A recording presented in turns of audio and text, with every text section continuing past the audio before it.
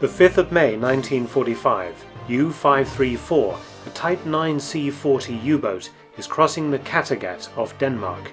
3 days earlier, fully armed and provisioned, she had slid out of the U-boat pens at Kiel, heading for Kristiansand in Norway.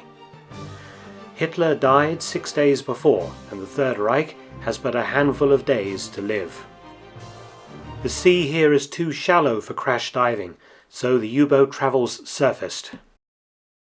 This is highly dangerous, as Allied air forces have complete aerial superiority over Germany and Denmark.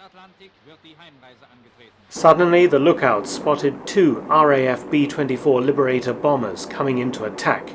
Unable to crash dive, the Germans have no choice but to fight it out.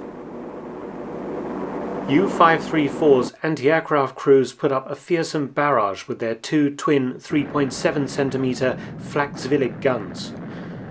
The first British bomber is hit and crashes 3 miles away with all crew killed.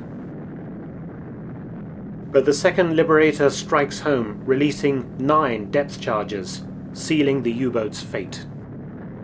The boat, critically damaged, immediately begins to sink, and the crew of 52 men begin to evacuate. 5 men were trapped in the forward torpedo room, but escaped via the torpedo loading hatch once the submarine had settled on the sea floor, 220 feet deep. In total, 3 of the crew were killed, 2 through exposure and 1 attempting to swim clear of the wreck, who failed to exhale on the way up using his escape equipment. And that seemed to be the end of the story until, in 1986, the wreck of the U-534 was discovered by a Danish wreck hunter. There was hope that the submarine had been carrying Nazi gold, and a Danish millionaire sponsored her raising. On the 23rd of August 1993, U-534 was raised. She was in a remarkable condition after 48 years submerged in the cold waters of the Kattegat. The U-boat was delivered to Birkenhead near Liverpool, England, for display and conservation. The wreck was an Aladdin's cave of artifacts with tons of equipment and personal effects filling several display halls. I had the privilege of touring the boat in its original condition in 1999, and it was both eerie and fascinating to see it in its raw, recently raised state.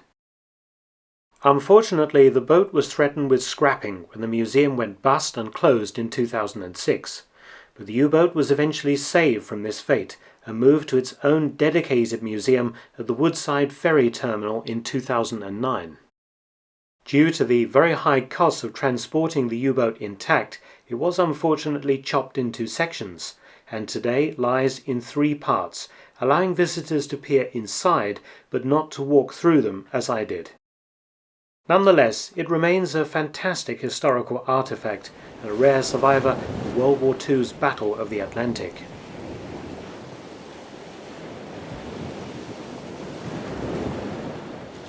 Thanks for watching, and please do subscribe for more.